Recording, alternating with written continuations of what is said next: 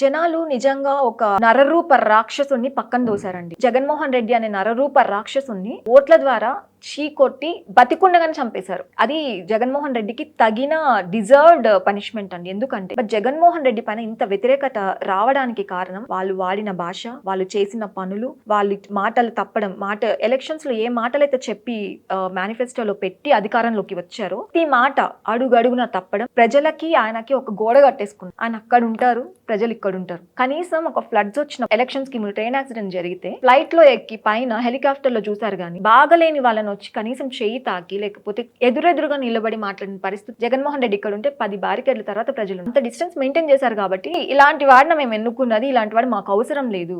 అడుగడుగునా ప్రాణ భయం, అరాచకాలు పోస్ట్ పెట్టాలంటే భయం, అన్యాయం జరిగిందని ప్రశ్నించాలంటే భయం. ఇలా ప్రతి దాంట్లోనూ భయపడుతూ బతికిన వాళ్ళకి మాకు ఇంకా ఈ భయం వద్దు అని తిరగబడి ఆ రాక్షసుని ఓట్ల ద్వారా చిత్తుగా ఓడించారు.